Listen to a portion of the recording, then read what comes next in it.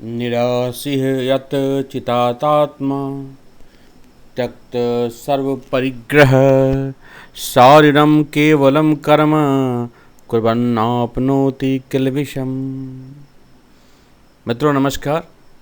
श्रीमद् भगवद गीता के 4 श्लोक के इस एपिसोड में आपको स्वागत करता हूँ। अध्याय 4 के ज्ञान कर्म संन्यास योग के इस एपिसोड में 21वें श्लोक से शुरुआत कर रहा हूँ।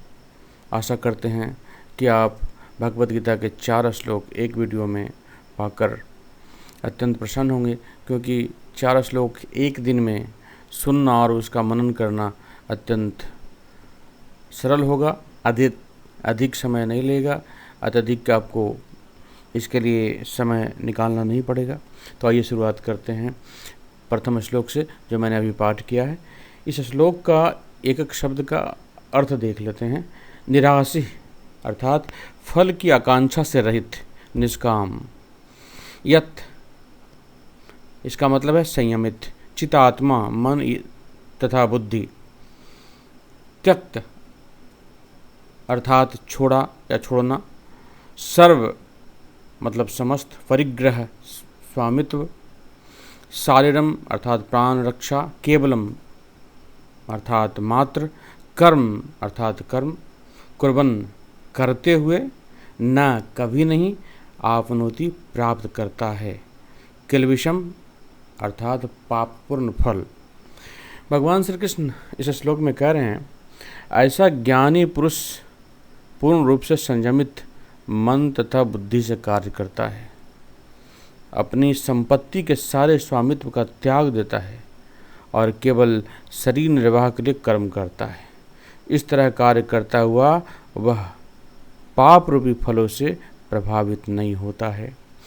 अब इस श्लोक में ऐसा ज्ञानी पुरुष, आप ये समझिए कि भगवान श्री कृष्ण ज्ञानी पुरुष के बारे में इसके पहले जो श्लोक आ चुके हैं उसमें बता चुके हैं, और इस श्लोक में भगवान श्री कृष्ण बताना चाह रहे हैं कि पूर्ण रूप से संयमित मन और बुद्धि से कार्य करता है वो ज्ञानी पुरुष होता है, और अपने संपत्ति के सारे स्वामित्व को त्याग देता है। अर्थात तो भगवान का स्वामित्व को अगर कोई ज्ञानी पुरुष स्वीकार कर लिया है तो अपना स्वामित्व किसी भी सांसारिक वस्तु या अपने संतान, बाल बच्चे, किसी पे भी अपना स्वामित्व नहीं दिखाता, नहीं दर्शाता है, और केवल शरीर निर्वाह के लिए कर्म करता है। उसे लगता है कि सारा कर्म जो है अपने शरीर निर्वाह के लिए करना जरूरी है, क्योंकि शरीर से कर्म हो रहा है और कर्म से भगवान का जो भगवान के द्वारा उसको नियत कर्म मिला है उसको करने में सक्षम हो रहा है शरीर के द्वारा, इसलिए वो शरीर निर्वाह के लिए काम करता है। इस तरह कार्य करता हुआ वह पाप रूपी फलों से प्रभावित नहीं होता है।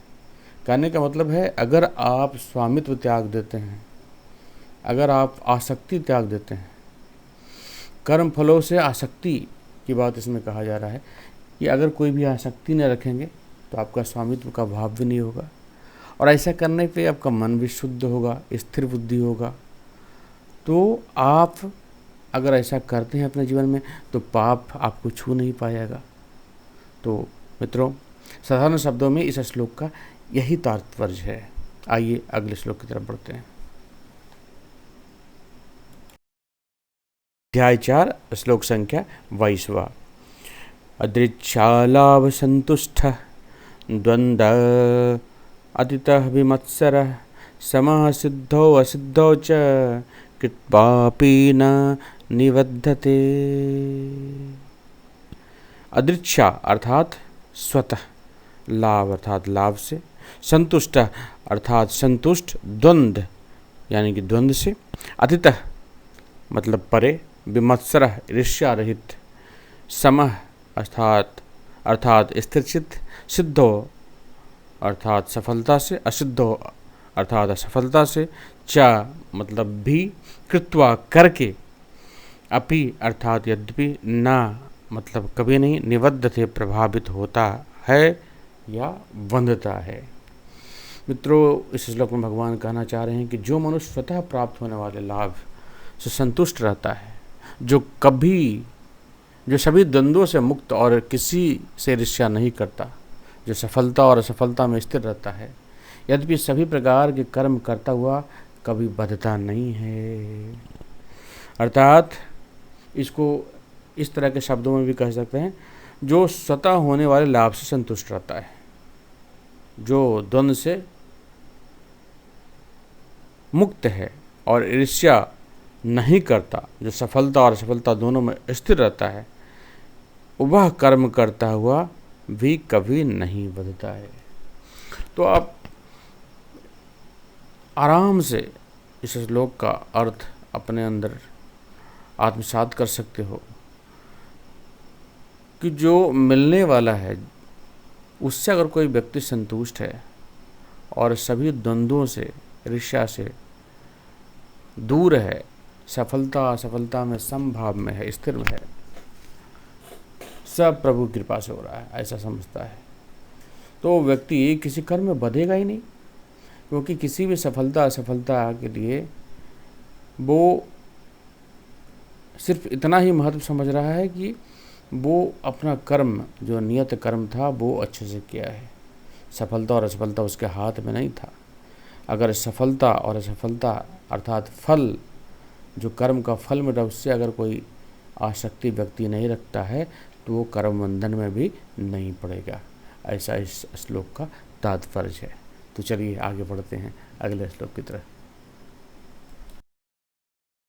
श्लोक संख्या 23वां, अध्याय 4। गत संगस्य मुक्तस्य ज्ञानावस्थित चेतसः अज्ञाय आचरतः कर्म समग्रम प्रविलीयते। गत संगस्य अर्थात प्रकृति के गुणों के प्रति अनासक्त, मुक्तस्य अर्थात मुक्त पुरुष का, ज्ञान अवस्थित ब्रह्म में स्थित, चेतस जिसका ज्ञान, जिसका चित्त, यज्ञ अर्थात यज्ञ, आचरतः करते हुए, कर्म अर्थात कर्म, समग्रम संपूर्ण, प्रविलीयते पूर्ण रूप से विलीन हो जाता है। भगवान श्री कृष्ण श्लोक में कहना चाह रहे हैं कि जो पुरुष प्रकृति के गुणों के प्रति अनासक्त है और जो दिव्य ज्ञान से पूर्णता स्थित है, उसके सारे कर्म ब्रह्म में लीन हो जाते हैं। मित्रों, प्रकृति के गुणों से मुक्त हुआ व्यक्ति ब्रह्म ज्ञान में पूर्ण रूप से स्थित होता ही है। अच्छी प्रकार से कर्म का आचरण करने वाले मनुष्य के सभी कर्म ज्ञान रूप ब्रह्म में पूर्ण रूप से विलीन हो जाते हैं। तो आप स्वतः भावार्थ समझ सकते हैं कि प्रकृति के गुणों से मुक्त, ब्रह्म ज्ञान से पूर्ण रूप से स्थित ब्रह्म ही समा जाता है, या यूँ कहें कि ब्रह्म स्वरूप हो जाता है। तो चलिए इसके साथ अगले श्लोक की तरफ बढ़ते हैं। भगवद गीता अध्याय 4, श्लोक संख्या 24वां। यज्ञ और यज्ञ फल के बारे में इस श्लोक में कहा गया है। तो आइए इस श्लोक का पाठ करते हैं। पहले ब्रह्मार्पणम ब्रह्म हवि ब्रह्म अग्नो ब्रह्मणाहुतम ब्रह्म एव तेन गंतव्यम ब्रह्म कर्म समाधिना। ब्रह्म ज्ञान में स्थित उस मुक्त पुरुष का समर्पण ब्रह्म होता है। ब्रह्म ज्ञान में स्थित उस मुक्त पुरुष का समर्पण ब्रह्म होता है। हवन की सामग्री भी ब्रह्म होती है, अग्नि भी ब्रह्म होती है, तथा ब्रह्म रूपी अग्नि में ब्रह्म रूपी कर्ता द्वारा जो हवन किया जाता है वह ब्रह्म ही होता है। जिसका कर्म ब्रह्म का स्पर्श करके ब्रह्म में विलीन हो चुके हैं, ऐसे महापुरुष को प्राप्त होने योग्य फल भी ब्रह्म ही होता है। मित्रों,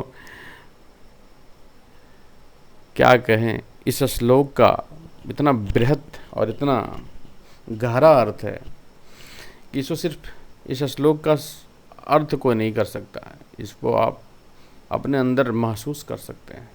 ब्रह्म ज्ञान में स्थित उस मुक्त पुरुष का समर्पण ब्रह्म होता है। हवन की सामग्री भी ब्रह्म होती है, अग्नि भी ब्रह्म होती है, तथा ब्रह्म रूपी अग्नि में ब्रह्म रूपी कर्ता द्वारा जो हवन किया जाता है वह ब्रह्म ही होता है। जिसके कर्म ब्रह्म का स्पर्श करके ब्रह्म में विलीन हो चुके हैं, ऐसे महापुरुष को प्राप्त होने वाले या प्राप्त होने योग्य फल भी ब्रह्म होता है। अर्थात हम लोग जो मानते हैं कि संसार का प्रत्येक कण में, प्रत्येक परमाणु अणु में हर में ब्रह्म ही है, ये सारा संसार ब्रह्म का ही स्वरूप है। हम चाहे इस संसार का जितने भी पदार्थ है वो ब्रह्म स्वरूप ही है, और ये महसूस उस ब्रह्म ज्ञान में स्थित पुरुष को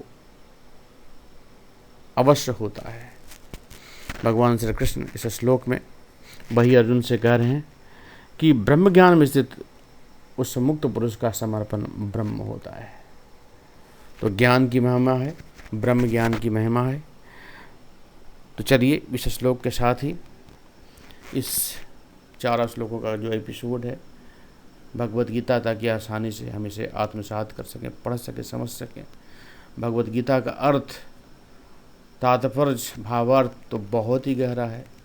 इसके प्रत्येक श्लोक पे कई ग्रंथ लिखे जा सकते हैं। तो हम लोग को जो तुक्ष बुद्धि मिला है, जो हल्की फुल्की जो इधर उधर से ज्ञान मिला है, जितना समझ सकें